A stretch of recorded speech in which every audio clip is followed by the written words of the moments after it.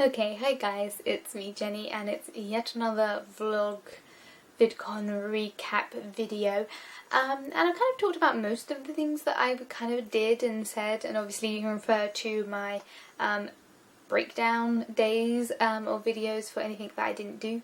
But basically my overall experience at Vidcon, I've been asked the question a lot in the last couple of days. It's been almost a week or two now that I've been back in England, and a lot of the questions have been, how was your trip? Did you have fun? And the answer is, of course I had fun. It was an amazing trip. But it's very hard to answer the question in a simple way when they're like, did you have a good time? Yes. But it's very difficult to break down.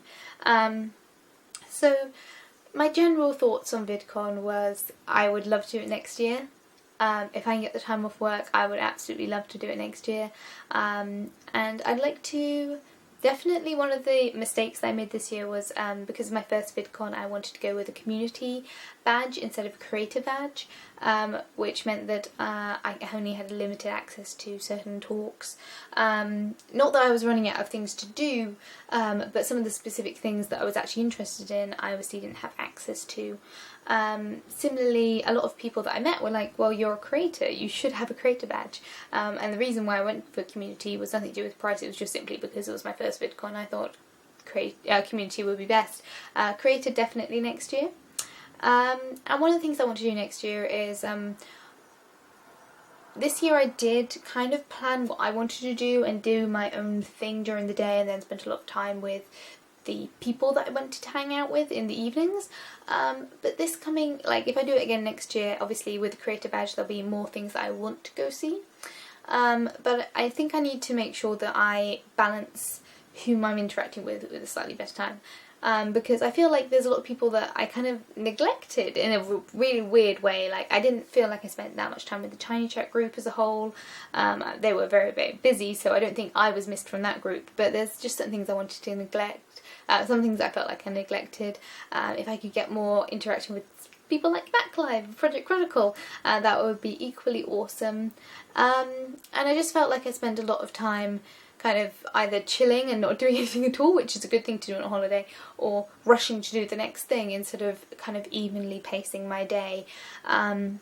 So those are a couple of things that I would want to change. I want to timetable in things that I actually really, really want to talk, want to see, and, you know, selfishly say, I want to go to this panel. If you're not going with me, that's fine, I don't mind, but I just need to go to this panel. And similarly, you know, when it's a point where everyone's milling around doing nothing, say, do you guys want to do something, or do you want to chill out, or whatever. Next year I also want to go to the beach. I didn't manage to go to the beach this year, so I missed out on that experience. One of the other things we're planning on doing, the group that I was with, is we went to Disney Day, VidCon Disney Day on the Sunday, but we were in the queue for Haunted Mansion about the same time when the photos was going to be taken, so we didn't actually go and have the VidCon photo, which, you know, is an okay experience, and it's nice to meet up with VidCon people again, but to be honest, you know, going all the way over there and being in a big group photo, it's not really worth it for the independent value. So for me, the plan for next year that we've talked about is going on the Monday. So that has two advantages in terms of people, in that there won't be the VidCon rush. So there'll be a couple of thousand people less in the park itself, plus it's a Monday, so it's a weekday, so there'll be a lot less families, theoretically, which means that we won't have to queue so many rides. The fast passes will be more active. For example, we got a fast pass for Space Mountain at around, I think it was like 12, and we couldn't get the fast pass activated until 8 or 9. So yeah, it was one of those ones where it was a good system, and we really did do the fast pass, and then we walked on, but by the time we got about halfway through the day, by the time it was about 3-4 o'clock, a lot of the fast passes had actually run out and you had to wait in a queue anyway. So that's one of the things that I definitely improve on next year.